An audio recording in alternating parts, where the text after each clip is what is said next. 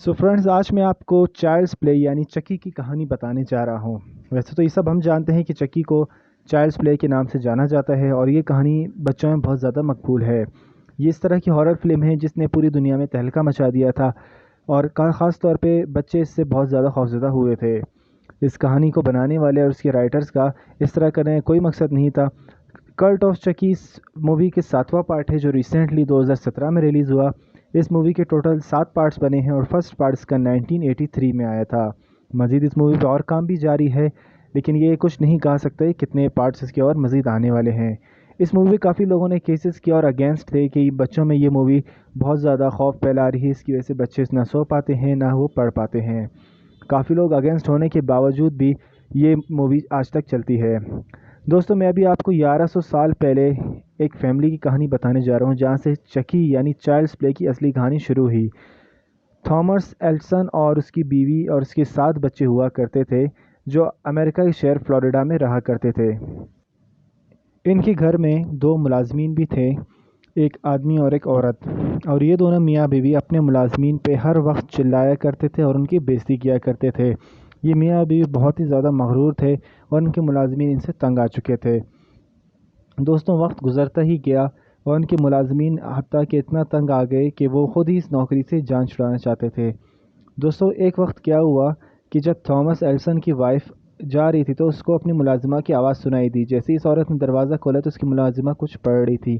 तो इस औरत को शक हो गया कि इसकी मुलाजिमा कोई काला जादू वगैरह कर रही है, तो इसने उसको उसी टाइम नौकरी से निकाल दिया और बहुत ज़्यादा बेइज्जत किया और धमकी दी कि आइंदा अगर मेरे घर के आसपास भी भटकी तो मैं पुलिस में कंप्लेन कर दूंगी।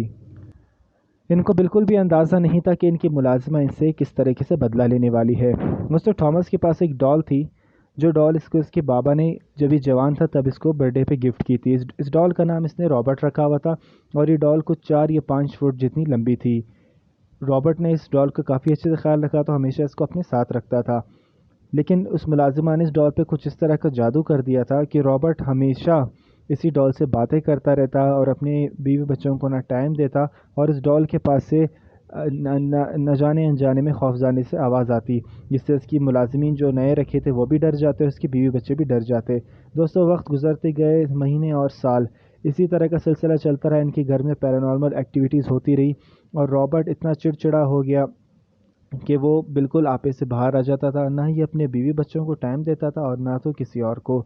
दोस्तों, इस डॉल के साथ और भी पैरानॉर्मल एक्टिविटीज़ होती रहीं, जिस तरह की ये डॉल अपनी जगह से हट के कहीं और होती थी, जैसे कहीं और से उठ के कहीं और होती थी और इस डॉल में से हमेशा अचानक से बड़ी खौफनाक सी आवाज़ें आती रहती थीं। दोस्तों, आस्ते आस्ते वक्त गुजरता गया और इसी तरह का सिलसिला चलता गया। थॉमस के जो पड़ोसी थे वो इन्हें बोलते थे कि अक्सर इनकी खिड़की में से इनको एक लड़का घूरता हुआ नज़र आता है, कोई एक अनजान लड़का जो इनको ना तो थॉमस की फैमिली वाले जानते थे और ना ही तो इनके पड़ोसी। दोस्तों, आस्ते आस्ते वक्त गुजरता गया। थॉमस और इसकी बीवी की डेथ हो गई और इनका जो बेटा रॉबर्ट था, जिसका इसी डॉल के जिस तरह ही नाम रखा गया था क्योंकि उसको ये डॉल बहुत पसंद थी, तो उसने अपने बेटे का नाम भी यही रखा था। आस्ते आस्ते रॉबर्ट बड़ा होता गया और जैसी इसकी माँ बाप की डेथ हुई तो इसकी उम्र कोई 40 साल थी। उस टाइम इसने शादी कर ली। शादी करने से पहले ये एक मशहूर पेंटर बन गया और जो डॉल का सिलसिला था इसने वो वापस स्टार्ट कर लिया।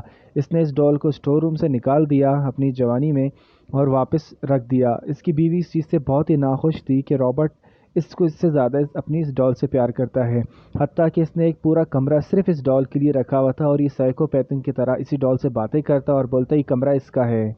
तो दोस्तों, फिर वक्त गुजरता गया और आस्ते आस्ते इस डॉल के साथ इसका सिलसिला जारी हुआ।